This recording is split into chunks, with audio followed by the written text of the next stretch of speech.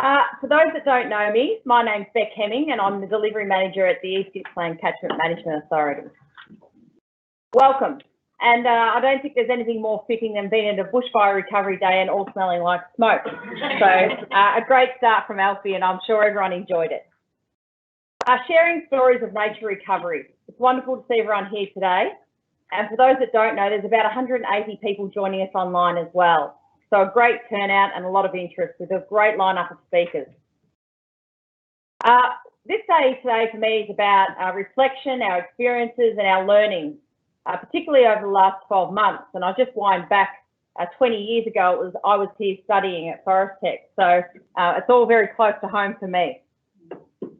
I'd like to start with the acknowledgement of country. So I'd like to acknowledge our traditional owners and the land which we are gathered here today and pay my respects to the elders past, present and emerging. Today, we've brought community and researchers together to talk about various perspectives. We're going to share stories on how nature is recovering from fires, how people are actively recovering with nature, and share a sense of hope and support to our community and how we're recovering together. I'd like to welcome everyone. I'd also like to welcome people at Mallacoota and Sarsfield that are joining us by satellite. For me, the fire, so I live at Tambalapa, they were quite close to me, but as a region, as community, I think East Gippslanders, we're built pretty tough. We're used to floods and fires and drought. The last 3 years, for me, has been probably the hardest time for nature and living in East Gippsland.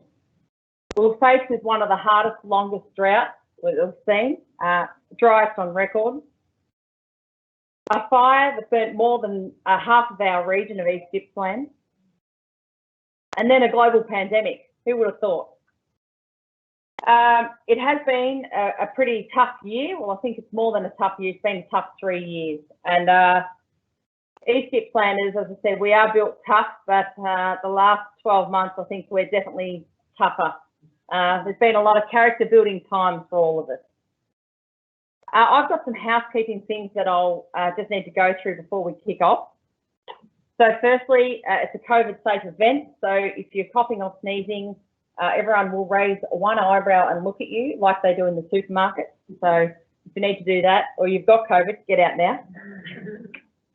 Toilets and fire emergency. So toilets are just out this door up to the right. You'll see a sign. And if there's a fire, we'll just run out screaming and follow Kyla at the back there. Is that right? Yeah. Oh, okay. We're just out the front. Go that way. All right. So we're going to touch on some pretty tough stuff today. We've got a message about safety and support. So some of the images and presentations might be a bit confronting.